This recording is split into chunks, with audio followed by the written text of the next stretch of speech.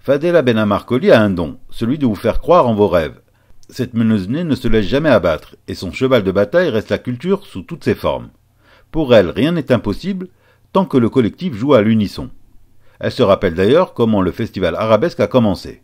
Arabesque est un projet dont Habib m'a parlé, alors là il y a plein d'années, enfin il y a au moins 20 ans, hein, et je me souviens encore que c'était un projet qui tenait sur une feuille A4. Vraiment, je nous revois avec la feuille et puis avec les idées du festival.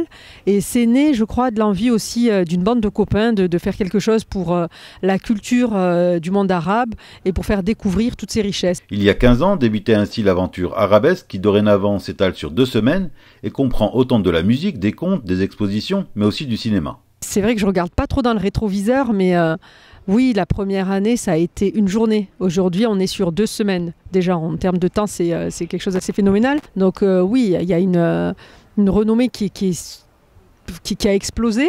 Et puis, avec une programmation de qualité qui est extraordinaire et qui était là dès le départ. Donc ça a évolué parce qu'il y a plein de bénévoles, bien plus qu'au départ. Mais le noyau est toujours là et ça, c'est chouette parce que cette fidélité... C'est un environnement qui est familial, vraiment, qui est amical et familial. Après des études de langue et d'AES, elle voue son énergie à mélanger action sociale et culturelle. Les deux actions, l'action culturelle et sociale, sont intimement liées.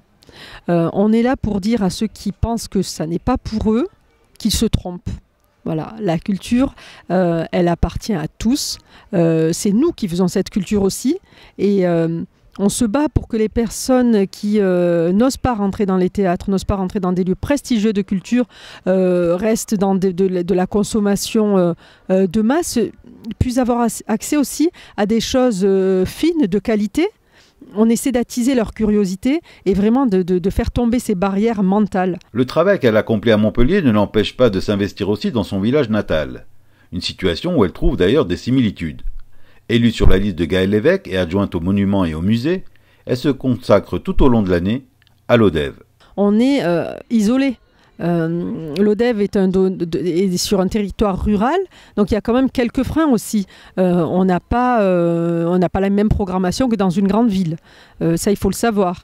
Donc cet isolement, en fait, c'est toujours pareil. C'est la lutte contre l'isolement et se dire, essayer d'enlever toutes les barrières, quelles qu'elles puissent être, en fait. Si les demandes des administrés tournent souvent autour de l'emploi et du logement dans une ville plutôt bien pourvue en services publics, à l'exception du transport, son coup de cœur va aux œuvres d'art, comme ce monument aux morts de Paul Dardet. Moi, je suis attachée à la culture arabe de par mes origines et parce que ça me parle, mais j'aime la culture en général. Et d'ailleurs, oui, quand on est venu à l'ODEV, j'ai voulu te montrer ce monument aux morts parce que j'y suis attachée. Il a été créé par Paul Dardet, qui est un sculpteur local qui aurait pu avoir une carrière internationale. Et ce monument aux morts, il est formidable. C'est un des plus beaux de France. On voit ces 4 femmes qui représentent les 4 saisons et le temps qui passe. Celle qui se dit avant tout lodévoise travaille particulièrement au musée de l'ODEV. C'est une ville où je puise mes racines. C'est une ville qui m'a fait grandir et qui m'a beaucoup offert. Et moi, en retour, j'ai envie de donner ce que je sais faire, ce que je peux faire. Oui, j'ai envie d'œuvrer pour ma ville parce que je trouve que c'est facile de rester également sur Montpellier. C'est facile de rester sur Montpellier et d'avoir ma petite vie tranquille. Il y a une qualité de vie aussi qui est indéniable. C'est une petite ville où on a tous les services publics. Ouais, il y a un isolement en fait. Et c'est pareil que pour les jeunes de cité. C'est la même chose. Il y a un isolement qui est là. Et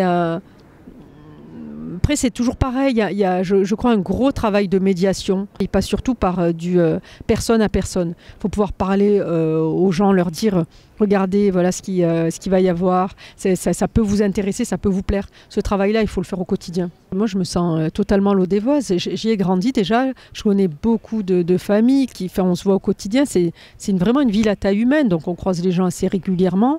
Et ouais, mais je suis vraiment attachée à ma ville. C'est une ville que j'aime, que j'espère pouvoir contribuer à son développement touristique.